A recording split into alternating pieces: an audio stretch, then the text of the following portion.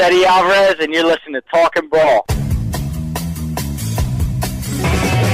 He defends his world lightweight title at UFC 205 in New York, Madison Square Garden on November the 12th. My next guest is the world UFC lightweight champion. That is Mr. Eddie Alvarez. Eddie Alvarez, how are you, my friend? I believe you've just after inhaled some fish tacos. What's happening this evening, man? How are you? Excellent, man. Just got done a workout with Mark Henry over at Henzo Gracie's, and still hanging out here in New York doing some press. I leave tomorrow, but enjoying myself, having a good time with this press conference. Definitely. Yeah, that's one thing I noticed yesterday, Eddie. You seem to really enjoy yourself. I think a lot of the Irish crowd, and I'll probably get a bit of stick for saying this, but a lot of them were saying you look scared. But I thought you relished it, you enjoyed it, you lapped it up.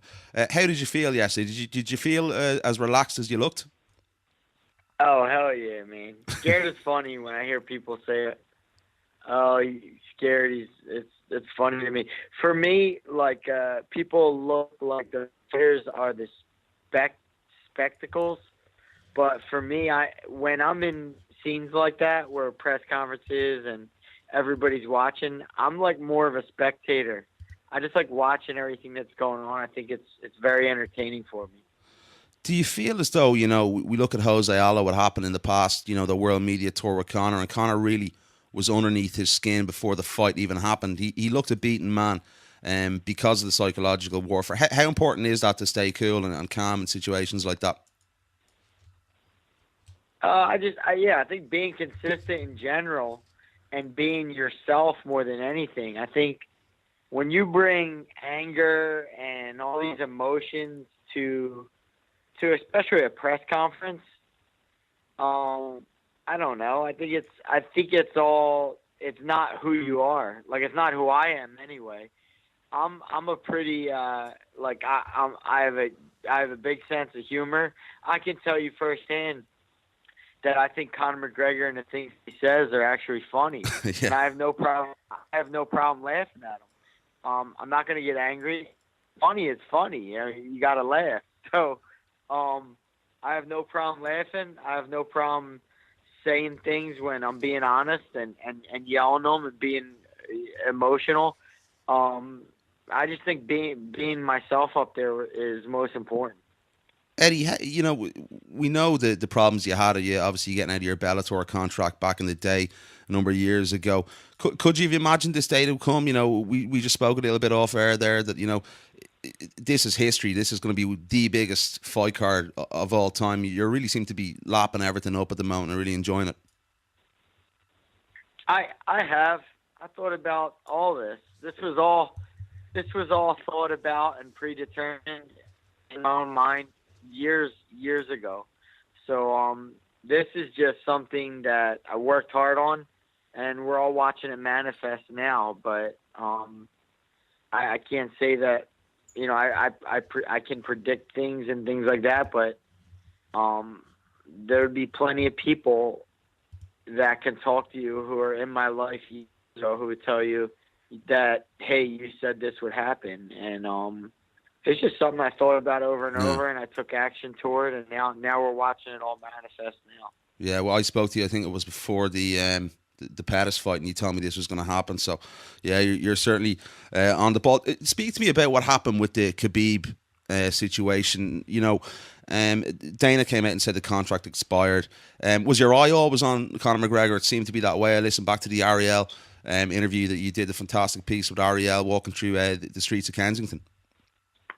Yeah. I mean, Conor was a target. The reason why Conor's a target is because every time I beat someone, like a hit fighter, like a Rafael Dos Anjos or a Gilbert Melendez, who's actually a legend in the sport and is proven over years to be the best, I get asked about Conor McGregor, and it's kind of annoying. After a while, I start being honest with people and telling them what I think. So, I mean, that's how this fight has come about.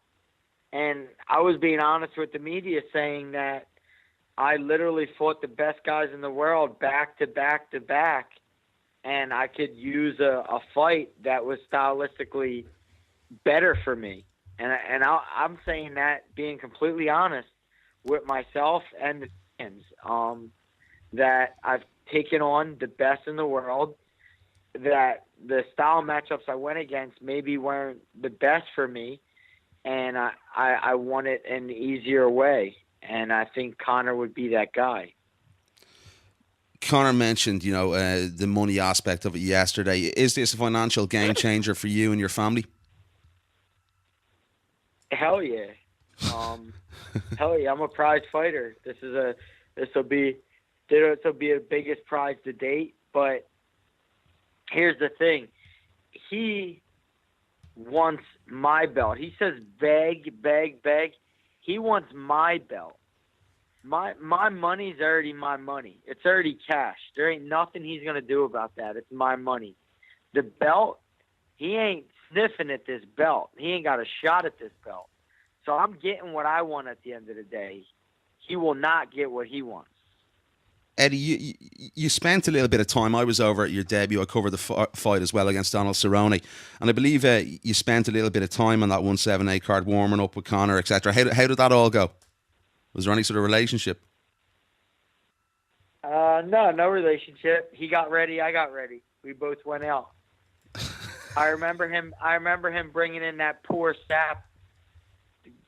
Some training guy. They patted him up real well, and Conor just beat the shit out of him for like 3 hours. I thought it was the funniest shit I ever seen. They brought some guy in the back, and they patted him up with all kinds of pads. And Conor just beat the living shit out of this guy. I felt bad for him. Jesus, was that in the back before the fight or on fight night? Yeah. I think it was that guy Artem. I said, man, what a job to have. You get this guy feeling good about himself before he goes out. I shouldn't be laughing at that one, but yeah. People don't know, and we mentioned it before, I think a couple of years ago as well, that you have, and I think you've done this on purpose. You've kept it separate. That you're Irish Puerto Rican. Is that something you want to just keep away till this fight's over? No. Look, the thing is, I'm Irish and I'm proud of what I am. But the truth is, growing up in Kensington, Kensington was a pure Irish neighborhood when I was about between 8 and 10 years old, and in that neighborhood, all the Irish kids would call me Spick. They would basically call me Spick when I was younger, and then when the neighborhood turned Puerto Rican, all the Puerto Ricans would call me White Boy. So I was never stuck in the middle. You didn't know what to do. I was never truly accepted by either race. So my allegiance is to America. Yeah. I'm American. I'm of Puerto Rican and Irish descent, and I'm proud of that. But I go out there and I fight, and I fight for my country. I fight for my family, my friends, and I don't think I don't need to put a country to it. If I would put a country to it, I'd put America because it's where I live. Does that frustrate you? We even heard yesterday you got a few boos and stuff, and Ian McCall, as a guy, has said it to me in the past that he'd really like to see Americans really get behind their own fighters in the UFC. Americans like stuff that's different. Conor has a cool accent, and Americans like that shit, man. If I had a neat accent, I think I would go over real well here, but I don't. I'm from America. Americans want a character. They want something different. Have you noticed the way people have treated you because you're world champion now? Has it been a big difference from the way people used to treat you? Yeah, absolutely. Do you have to keep your guard up more? Yeah, but I've learned the good thing is I became champion at a time where I've learned all these lessons already. So I don't need to learn on the fly, and I don't need to make the mistakes that I've already made because I made them already. So I became champion at the right time in my life, where I understand to keep a small circle. I understand to, do the right things with your money. I made a lot of mistakes along the way. Yeah. So I'm mature not only in my career where I'm a champion, but I'm mature mentally and emotionally as well. Do you think Conor's faced someone as diverse as you? Obviously, we've seen against Anthony Pettis. We've seen the fight against Gil Melendez. We see the fight against RDA. You can mix it up in many different ways. You can make it a grindy, gritty fight. You can come back and, as you said, bring out the dog in you. Do you think he's faced anyone in his UFC tenure so far that's as well rounded and has a diverse skill set as you do? No, not even close. I mean, look, he's single-handedly picked the best style matchups for himself all throughout his reign in the UFC. If you look carefully and you're a fighter, you understand that this guy hasn't put himself against a guy who can threaten him on the ground. The only one he's done that with is Chad Mendes on late notice because he had to. Other than that, he's fought all stand-up fighters who don't do ground attacks at all, and they don't enjoy or like to do ground attacks. So he got to be able to be himself and not have to adjust ever to anybody else's strengths. Everybody he's fought played into his strength. Frankie Edgar said today on a Sirius XM with Luke Thomas that you could put Conor down, with ease on the deck and control him on the deck if you want to do that. He said he thinks you're a far better wrestler than Chad Mendes. Yeah, it's not just that. I'll do whatever the fuck I want in any aspect against him. The opponents he's fought allowed him to look great. That's the issue. That's what these WWF fans who follow him don't see. They see a guy who's fighting for playing to his strengths, so he can do what he wants and be good at it. I'll do whatever the fuck I want. If I want to stand, I'll stand. He don't move his head. He gets hit a ton. Chad Mendes has a tiny little reach and was popping him all over the place with overhand rights and left hooks before he took him down. His defense is atrocious. His offense is good. He's offensively a good fighter when it comes to boxing and things. But his defense is fucking terrible. Why do you think people play into his hands, Eddie? Is it the mind games? They're too G'd up before the fight and they lose focus when they're in the octagon? What is it? Can you pinpoint it? I think that stylistically he's better, much better than the guys he's fighting when it comes to stand-up. He understands boxing, which a lot of these MMA guys don't. They don't understand boxing at not even an amateur level. They don't understand it. And he understands boxing well.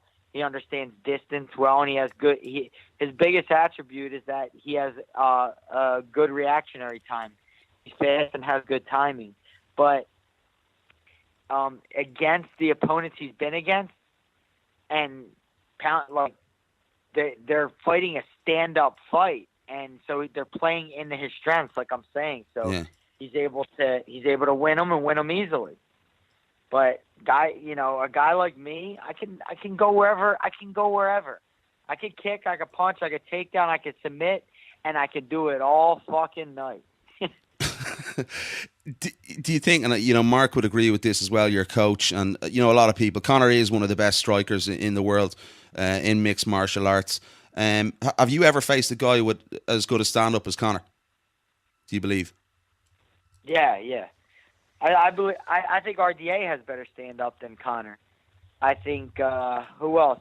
Cowboy Cerrone has better stand-up than Conor. God. If I go back to Dream and other promotions I fought on, plenty of guys have better stand up. He's a boxer with a left hand. He has a left hand. That's it. Maybe he has a fucking left hand. That's what we're dealing with here. We're dealing with a left hand. We're dealing with a left hand counter, a left hand that comes at the same time your punch comes, and he also throws the left hand at the end of your right hand. You're dealing with three things. Them three things.